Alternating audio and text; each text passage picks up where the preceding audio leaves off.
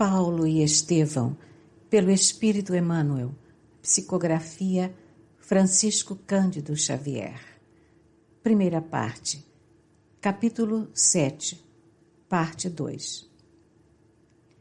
Ciente da atitude nobre de Gamaliel ante as acusações do doutor de Tarso e crente de que só ela evitara o apedrejamento imediato de Estevão, concebeu o projeto de convidá-lo a visitar as instalações toscas da Igreja do Caminho. Exposta aos companheiros, a ideia foi unanimemente aprovada. João era o mensageiro escolhido para o novo cometimento. Gamaliel não só recebeu cavalheirescamente o emissário, como também demonstrou grande interesse pelo convite, aceitando-o com a generosidade que lhe exornava a velhice veneranda. Entabuladas as combinações, o sábio rabino deu entrada na casa pobre dos galileus, que o receberam com infinita alegria. Simão Pedro, profundamente respeitoso, explicou-lhe as finalidades da instituição e esclareceu relativamente aos feitos verificados e falou do conforto dispensado aos que se encontravam em abandono. Carinhosamente, ofereceu-lhe uma cópia em pergaminho de todas as anotações de Mateus sobre a personalidade do Cristo e seus gloriosos ensinamentos. Gamaliel agradecia atencioso ao ex-pescador, tratando-o igualmente com deferência e consideração, dando a entender que desejava expor à sua respeitável apreciação todos os programas da Igreja Humilde.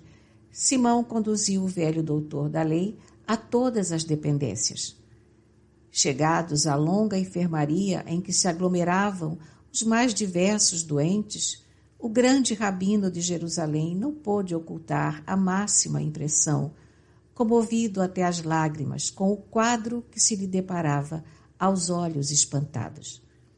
Em leitos acolhedores, via anciães de cabelos nevados pelos invernos da vida e crianças esquálidas cujos olhares agradecidos acompanhavam o vulto de Pedro como se estivessem na presença de um pai. Não dera ainda 10 passos em torno dos móveis singelos e limpos, quando estacou à frente de um velhinho de miserável aspecto. Imobilizado pela enfermidade que o prostrara, o pobre enfermo pareceu reconhecê-lo igualmente. E o diálogo se travou sem preâmbulos. — Samônio, tu aqui? Interrogou Gamaliel, admirado. — Pois será possível que abandonasses Cesareia? — Ah, sois vós, senhor, respondeu o interpelado com uma lágrima no canto dos olhos. Ainda bem que um dos meus compatrícios e amigos chegou a observar minha grande miséria. O pranto embargou-lhe a voz, impedindo-o de continuar. Mas os teus filhos e os parentes? Na posse de quem estão tuas propriedades da Samaria? Perguntava o velho mestre, perplexo. Não chores, Deus tem sempre muito para nos dar. Decorrida a longa pausa em que Samônio pareceu coordenar as ideias para explicar-se, conseguiu limpar as lágrimas e prosseguir. Ah, Senhor, como Job, vi o meu corpo apodrecer entre os confortos de minha casa. Jeová, em sua sabedoria, reservava-me longas provanças. Denunciado como leproso, em vão solicitei socorro dos filhos que o Criador me concedeu na mocidade. Todos me abandonaram. Os familiares deram-se pressa em partir, deixando-me sozinho. Os amigos que se banqueteavam comigo em Cesareia fugiram sem que os pudesse ver.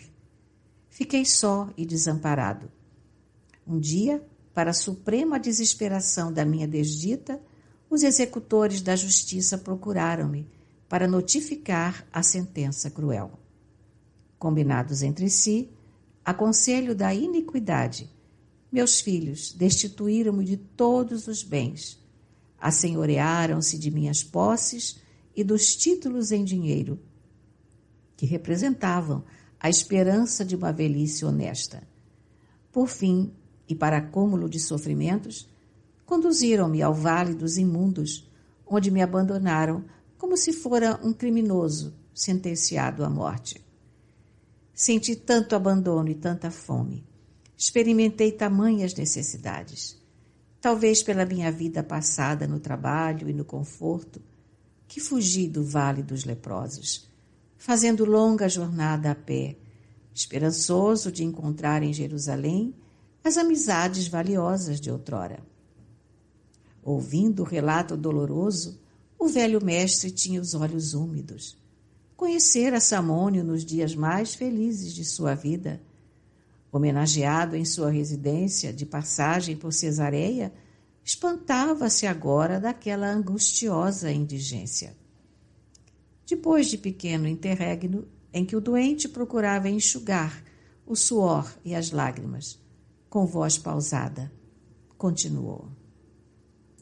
Empreendi a viagem, mas tudo conspirou contra mim. Em breve, os pés chagados não podiam caminhar. Arrastava-me como podia, cheio de cansaço e sede, quando um carroceiro humilde, apiedado, me colheu e trouxe a esta casa, onde a dor encontra um consolo fraternal. Gamaliel não sabia como externar sua surpresa, tal a emoção que lhe vibrava no íntimo. Pedro, igualmente, estava sensibilizado. Acostumando-se à prática do bem, sem cogitar jamais dos antecedentes do socorrido, via no caso uma confortadora revelação do amoroso poder do Cristo. O grande rabino estava atônito diante do que ali via e ouvia. Com a sinceridade que lhe era peculiar, não podia dissimular sua amizade agradecida ao pobre enfermo. Mas, sem recursos para retirá-lo daquele pobre albergue, via-se na contingência de estender seu reconhecimento a Simão Pedro e demais companheiros do ex-pescador de Cafarnaum.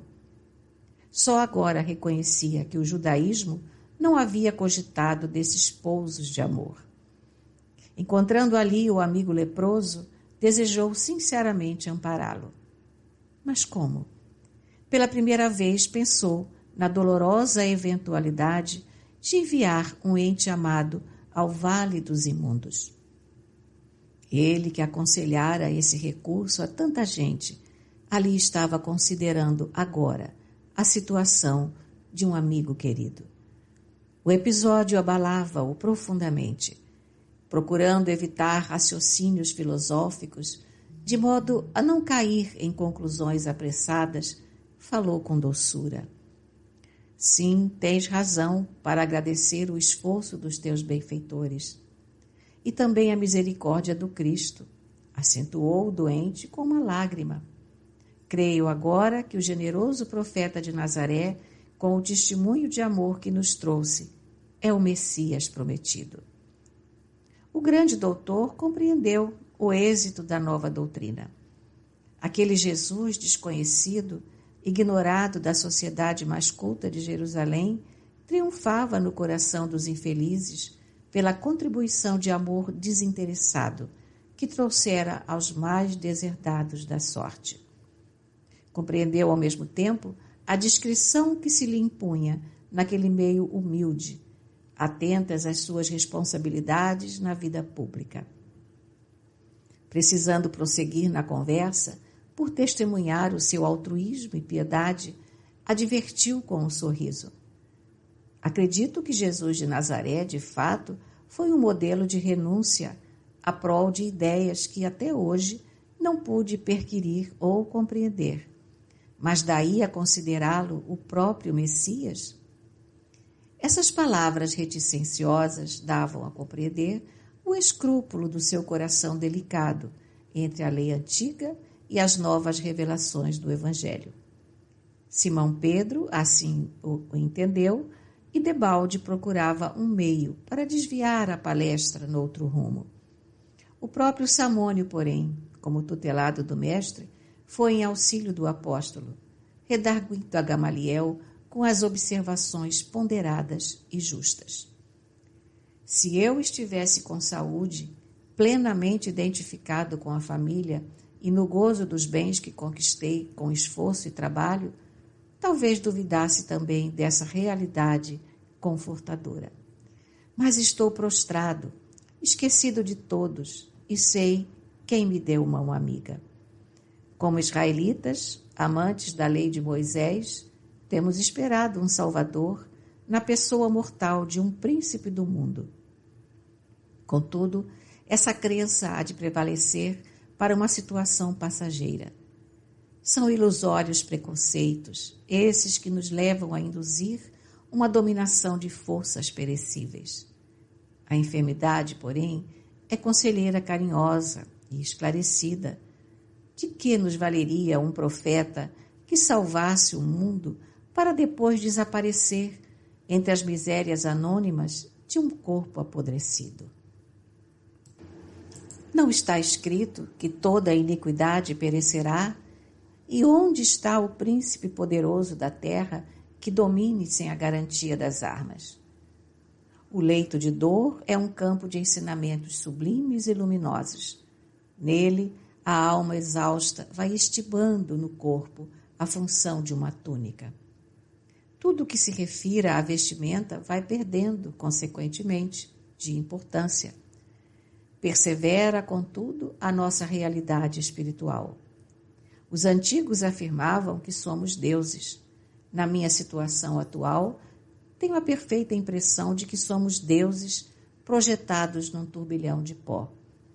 Apesar das chagas pustulentas que me segregaram das afeições mais queridas, penso, quero e amo. Na câmara escura do sofrimento, encontrei o Senhor Jesus para compreendê-lo melhor. Hoje creio que seu poder dominará as nações, porque é a força do amor triunfando da própria morte. A voz daquele homem marcado de feridas roxas, no seu grave entono, parecia o clarim da verdade saindo de um montão de pó.